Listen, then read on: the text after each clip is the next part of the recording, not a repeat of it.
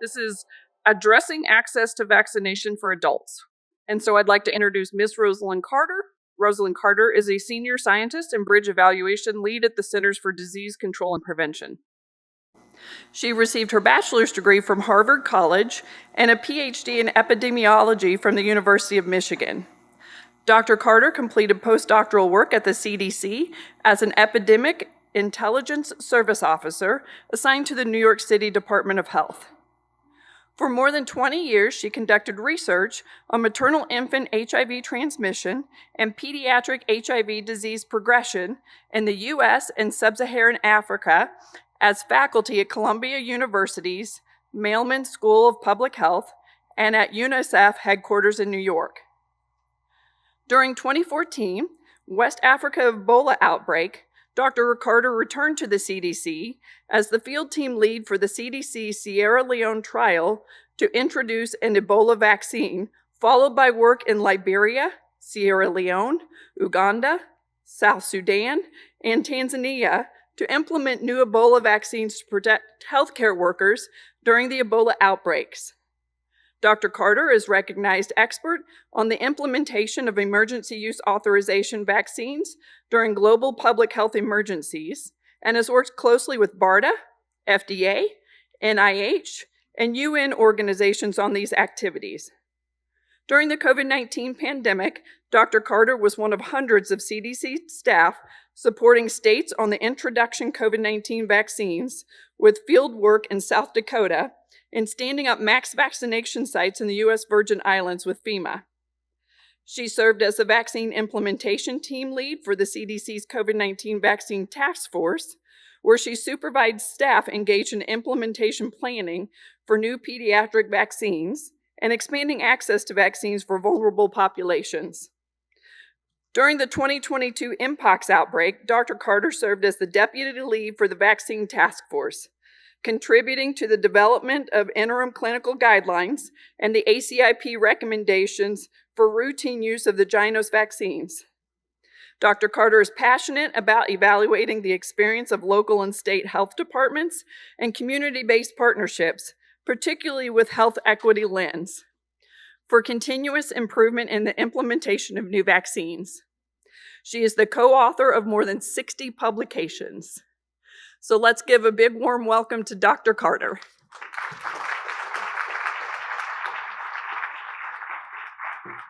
Thank you so much, and thank you for the honor of inviting me here today. I think that's way too long a bio, but it boils down to I loved working at the New York City Health Department, and my happiest times are just being with local health department staff, being in the communities, and seeing what happens when the rubber meets the road.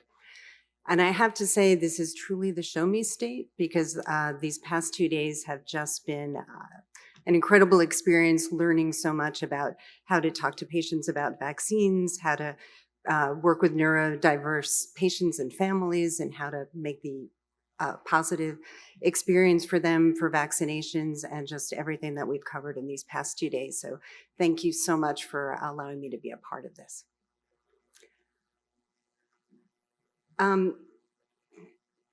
The talk today is going to be about the Bridge program, but I'm putting it in a larger context of addressing access to vaccination for adults. So essentially, programs for adult vaccinations have the same goals as they do for children. Vaccines save lives. We have recommendations for routine vaccines such as flu, COVID, and tetanus.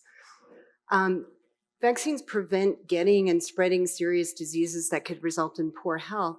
And for adults, we're also had the important outcomes of avoiding missing work, avoiding medical bills, and the problems of not being able to care for a family if you're sick with vaccine-preventable diseases. So essentially making an economic argument for adult vaccination programs. On the right is an example of the 2024 immunization schedule, and I was just at the VFC table with Linnell looking at the heft of that current schedule.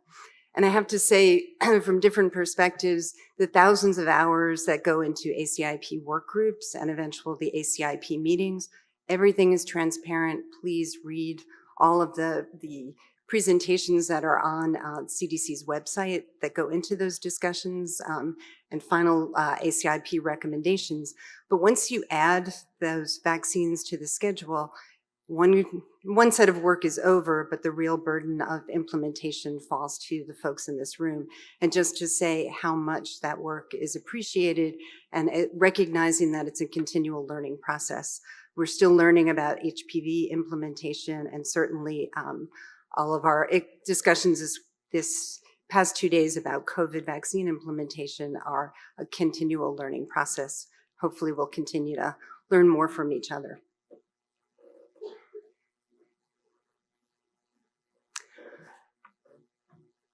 But now let's talk about equity. So in the landscape of having no national health insurance, we do recognize that there is that great divide about health insurance. There's about 122 million people who have private insurance. Another 23 million are covered by Medicaid. 51 million of elderly folks are covered, well, I'll be careful about using that word. 51 million people are covered under Medicare program, and another 7% are underinsured. That means that the cost of vaccines and or vaccinations are not completely covered by their insurance, and more than 25 million American adults lack health insurance. Who are these people? They're primarily Black, African American, and Latino. More than 70% are working and working 40 hours a week. So they may not be able to afford healthcare insurance offered by their employer. They're working jobs where health insurance is not offered, or they may not be working at all. They may be gig employees. So it's really quite a diverse group. But in September of 2023, when the COVID vaccines were commercialized, there was a lot of concern that individuals who could be covered through their private health insurance, which would cover the new vaccines, but for the 25 to 30 million adults without health insurance or underinsured, we were worried that they would lose access to COVID vaccines. Therefore, HHS and the CDC worked together to create the Bridge program.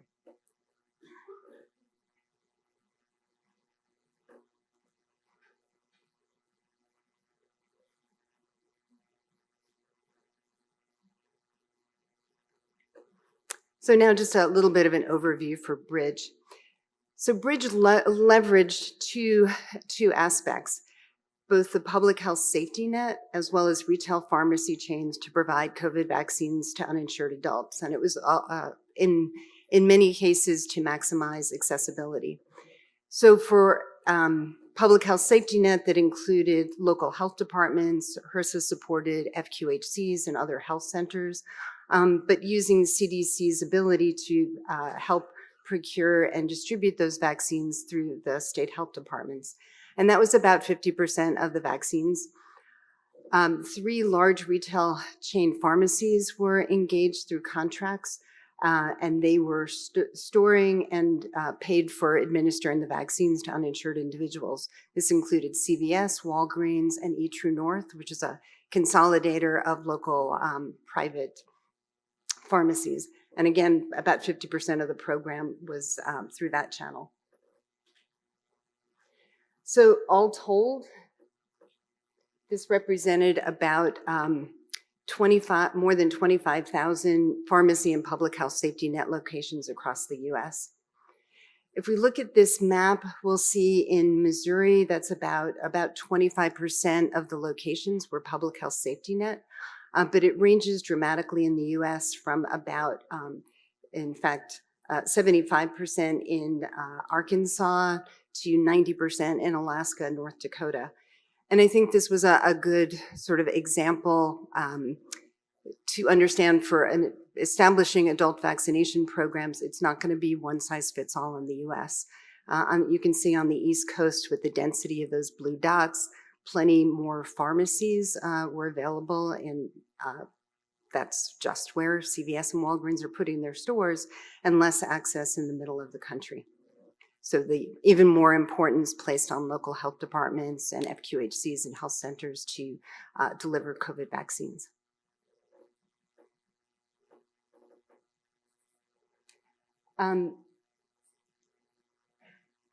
In Overall, when we look at our retail pharmacy chains, they've delivered over 800,000 doses from September 13th to April 12th to date.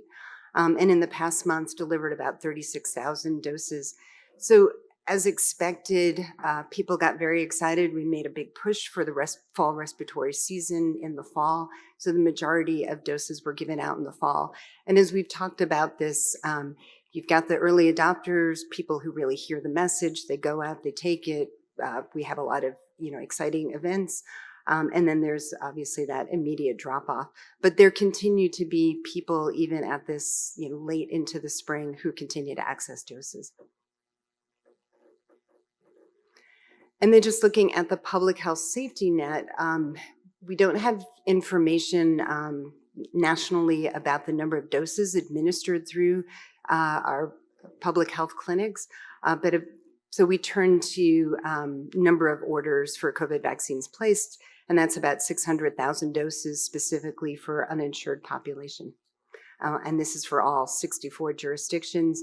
And Missouri falls into about the right there in the middle with Iowa and Louisiana and California.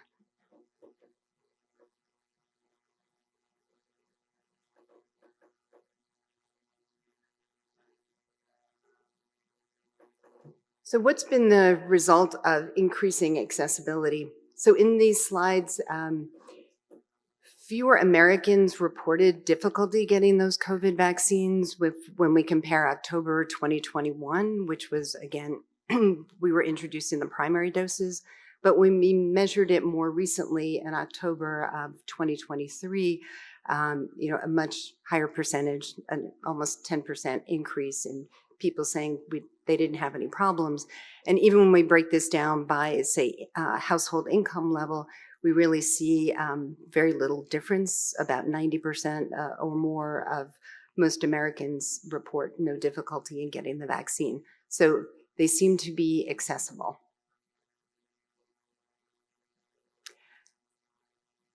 However, making things accessible doesn't necessarily mean shots in arms.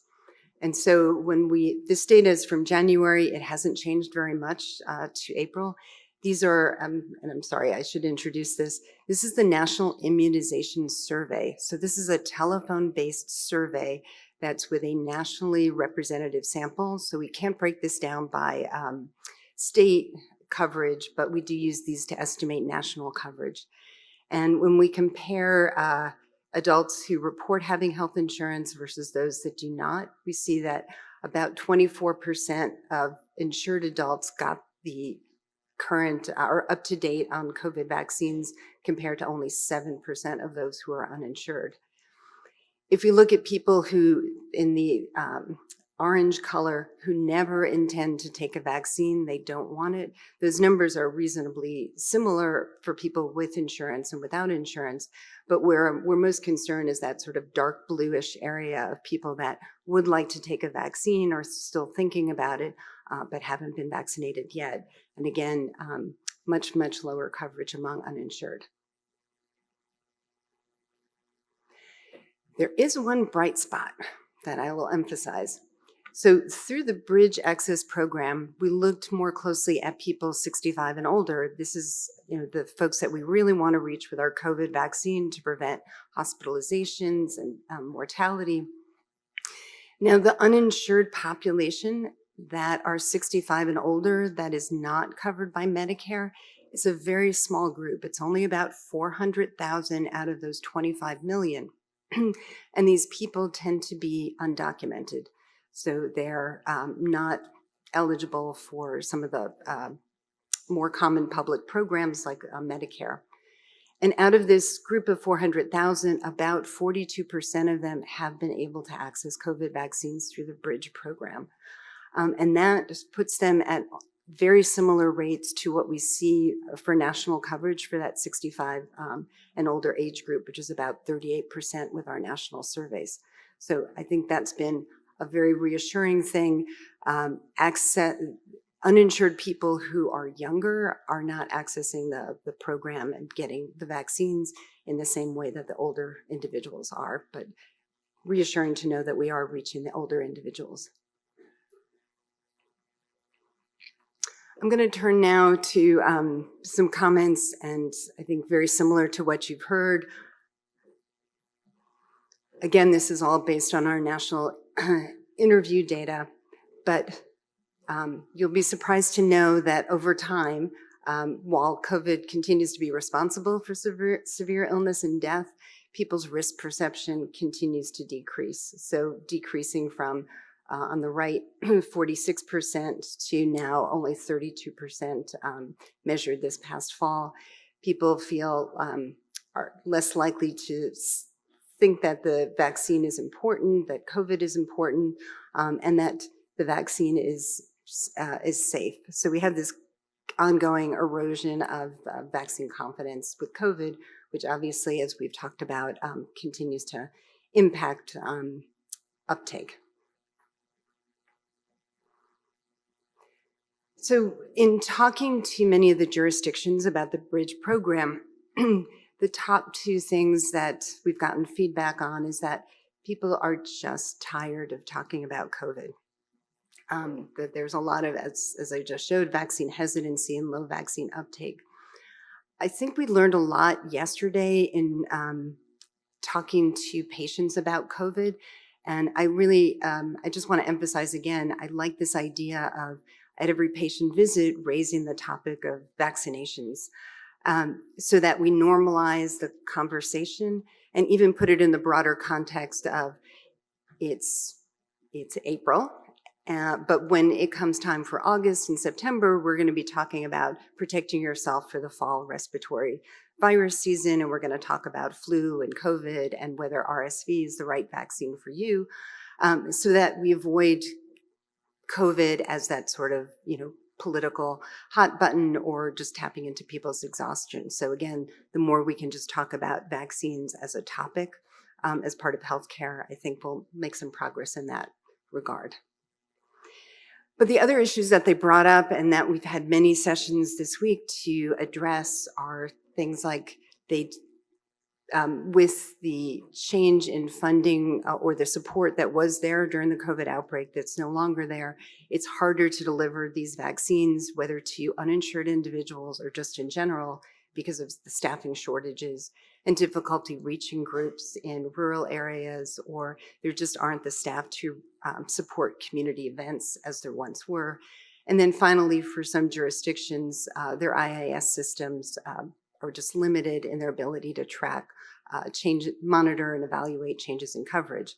I don't think that's an issue in Missouri. Having spent some time on the Show Me Vax website, it looks really great. And I think that this is just a great example of a state really improving the IIS and making it usable to match with program efforts to actually see the results.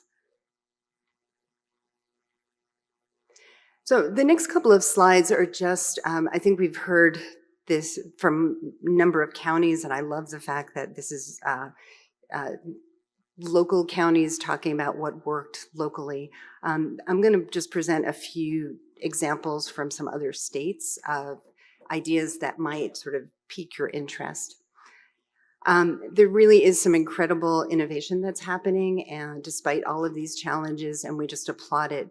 So shameless plug, CDC has some really fabulous web pages where we love to highlight local stories, examples of successes, innovations, so with photos, and we will help you write some of these stories. So if there is interest in that, whether you put it on state websites or are interested in having features on the CDC websites, people love to read these, and they're very inspiring.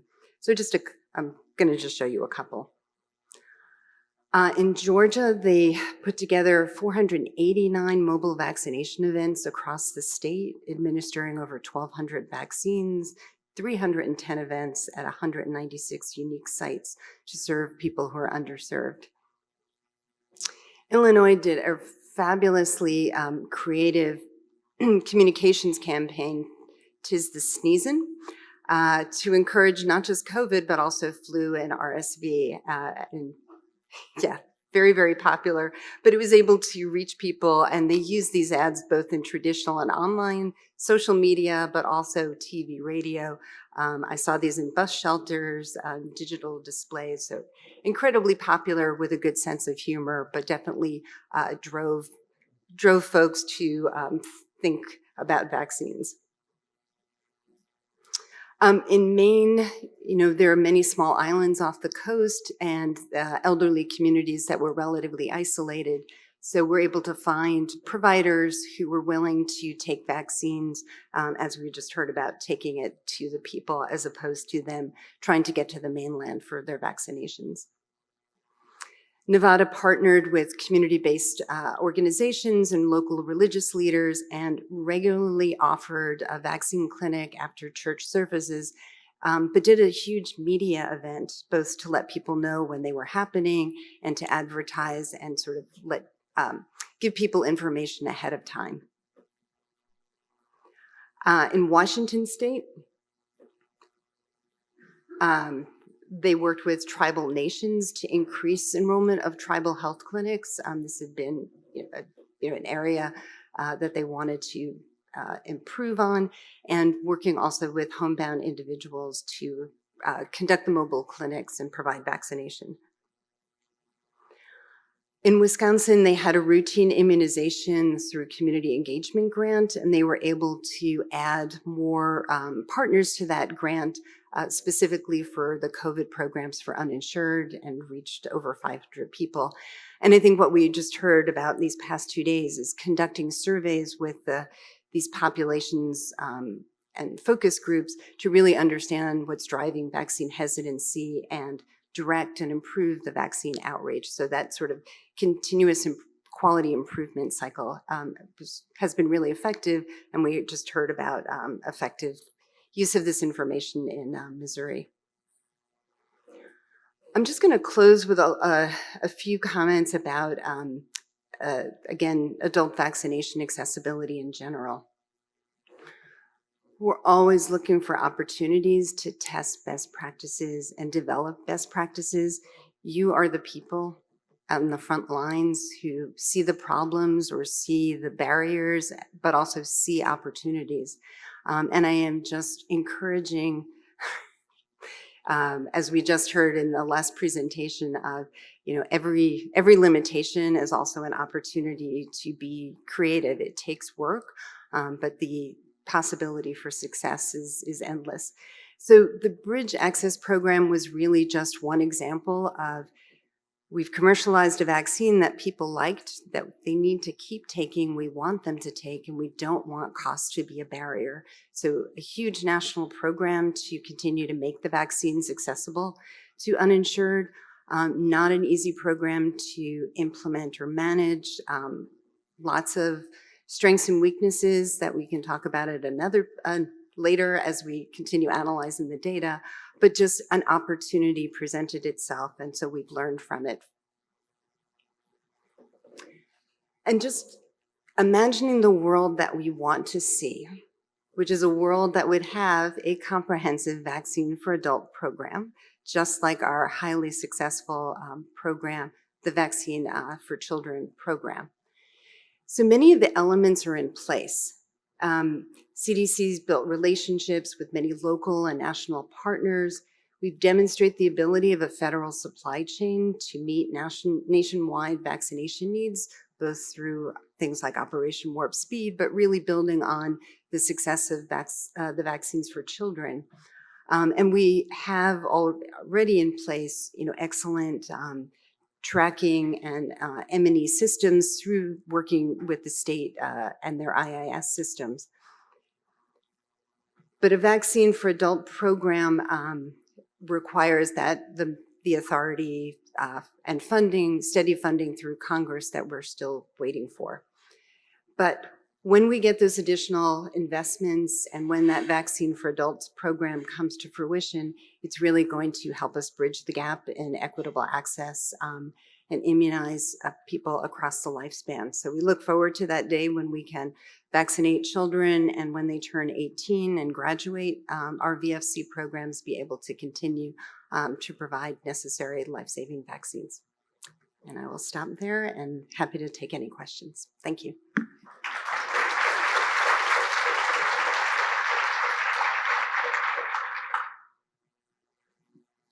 Thank you for that great presentation, Dr. Carter. We are so glad we got it in. Thanks for everyone for being flexible with us as we rearranged a few things to make sure that you could hear that really important information from CDC straight to Missouri. Any questions for our speaker? I see one over here. Hi.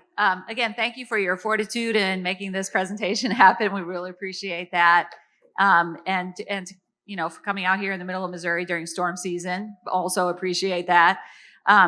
I didn't see in your slides, and I'm wondering if you've run across this sort of feedback, but we actually tried to target under and uninsured populations in our state for the Bridge Access Program. And it's more difficult than you would think, because we would go to a county that had high rates of underinsured or uninsured and set up a clinic, but then it was like the insured people that showed up. And sometimes we'd go to the health department and say, hey, we want to really vaccinate our underinsured and uninsured. And they'd say, well, we're doing outreach with senior centers because according to our disease data, they're most at risk for flu and pneumonia and stuff. So that's where we're going. And, or sometimes like we would say, we'll ask like who's uninsured and uninsured, but there's a stigma with that and people found that off-putting. So I don't know if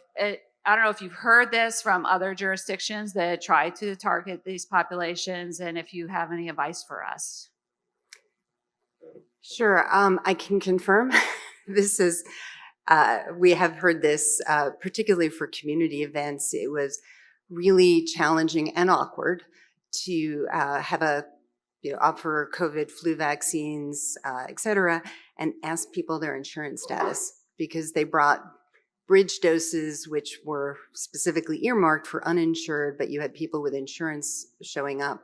And so people with insurance you can charge their insurance, but you don't necessarily, especially with community groups organizing this, have the computer hookups and the ability to look up someone's insurance and charge insurance. So it just became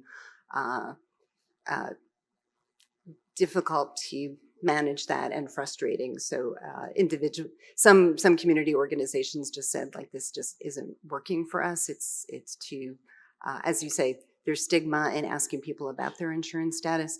I think many people that we learned a lot during primary vaccination with the first round of COVID vaccines, and there were a number of community organizations that, particularly with individuals who may be migrant status or undocumented, who were very afraid of showing any ID, did not want their names recorded, et cetera. And so when you removed all those barriers, you got much better uptake of vaccine. I think that's been one of the challenges with the Bridge program, is needing to confirm that someone actually is uninsured. It just is hard. And I don't think I'll be honest and say, I don't think people really anticipated just sort of what that would mean. And that includes some of the pharmacies had different ways of going about it, but some verified insurance status before they put a shot in an arm, and others did it afterwards, just gave the vaccine and then looked up someone's insurance status. So again, these are really challenging aspects to implementing the program. Got one more question over here. So I wanted to know, until when is this program funded? The program is, ongoing. I don't know. I don't have information at this point what the longevity of the program is.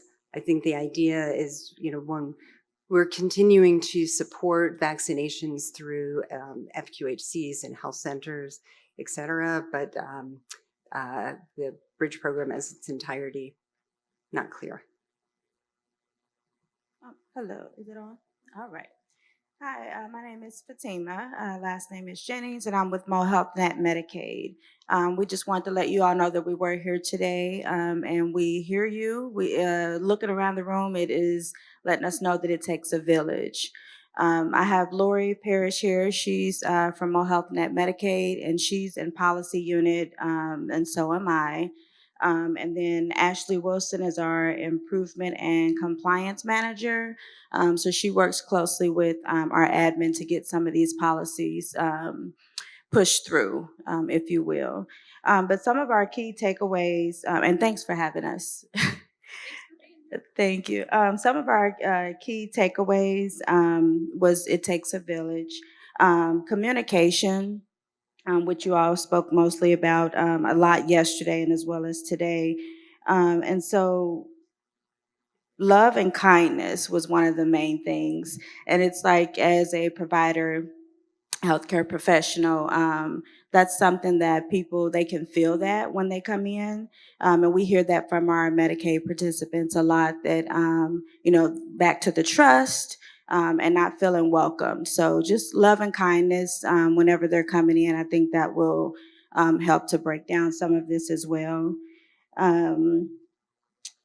Let's see, we talked about basically just treating them like a person, not a number. Sometimes they feel like they're just another number. We are aware of the staff shortages, so we know that time, is a big thing, but just taking the extra step to make them feel welcome. And think of, if it was one of your family members or, that was sitting there, how would you want them to feel? And then when you're explaining things to them, we know what we do. So when we get a phone call from a Medicaid participant, I can use all these big words and all the jargon, but I have to explain to them what we do because they don't know. I know exactly what I do. So just taking the time to explain what it is that you do. And I have a quick example. I recently had to continue to get some blood draws, and I have issues. I have rolling veins, and so I would let them know they usually get it the best out of the left arm. And the lady ignored me, went to my right arm, and she very, very not pleasant at all. Went to the right arm. She tried to stick me. She said, "Oh," blew that vein and walked around the bed and came to the left arm and got my blood. So when she said it blew, I was like, oh, gonna have a bruise there. And sure enough, it was all across my arm here. Went back a different time and got a different person. They were having difficulties. She said, I'm gonna put some warm water in a glove. She rubbed it on my arm. I guess that brings the veins to the surface. I don't know, but it helped. And she was able to get the blood, and she told me, I bruised you. You're gonna bruise. And she walked me through all of that. When you get home, do this, do that. And it just made me feel much better. So I was thinking about the autism presentation yesterday. And just for someone, I'm older and I don't have autism and I get nervous with the needle. So, just thinking about, some of those small things that might not mean anything to, us, but they mean something to the person that you're dealing with. So maternal-infant health is one of the projects that Ashley is leading for Mo Health Net Medicaid, and we're working with DSS is here. Oh, they were here yesterday. I don't know if they're here today. We're working and partnering with them. And so what led us here today was increasing well child visits and the immunizations across Missouri. So we are repurposing some of the letters that go out for the well child visits. And we're asking that if you have someone, maybe constantly ask them about their address. We want to make sure that they're getting those to remind them of those visits so that they can keep up with those. As whenever we get the return mail, we know that they're not getting those reminders. Okay, thank you. Thank you. Do we have any questions for our speaker on Bridge Access Program or expanded access to immunizations for adults? We've got her in the room here live in Columbia. Any last questions for our speaker? If not, can I make just 2 quick comments? Absolutely. Thank you. So this is absolutely a partnership. And again, just such a thrill for me to be in person with you and have conversations with folks actually delivering vaccinations. And I've learned so much. We actually have lots of communication channels, but may not be advertised quite so well. The general public can always send an email or call NIP info, and they do, and report any issues, complaints. We log it, we follow up. We talk to the pharmacies every week, all three the pharmacy chains, and we report to them, and we've been tracking consumer complaints, especially with store numbers. We've also noted that many county health departments will track down consumer complaints, and at some point, if we're lucky, then they report them to CDC. So we do want to know what's happening in your state, in your county, any issues that you're having. We're bringing them to the a much higher level for resolution. So we're definitely interested in the partnership. And that really goes for any of the CDC programs. It's our tax dollars at work, and we want to be good stewards of that money. And regarding our communication material, it was very exciting to see evidence that we're trusted sources once again. But we have done a lot of work to put our communications material in a web frame so that you can lift the information directly and put it on your county letterhead or state letterhead. So if people don't want the CDC logo, that's fine. So the materials are being made in a way that's easier for you to just add your own logos to it. So please let us know if there's information that's not there or tools that are not there that you think would be helpful. And we also have a huge language bank and work with partners like the Refugee and Immigrant Organization at a University of Minnesota. We can translate stuff into any language, and we have. So there's a huge bank of VIS forms in different languages, but any unusual languages that come up, there's just a lot of resources. So please, reach out, let us know, particularly in immunization. It's so important to be able to reach people in however they want to communicate. So again, just really appreciate all of the work that you're doing at the ground. Let us know your successes, let us know your pain points, and happy to work together towards solving problems. Thank you. Thank you, Dr. Carter, for such great information and for joining us.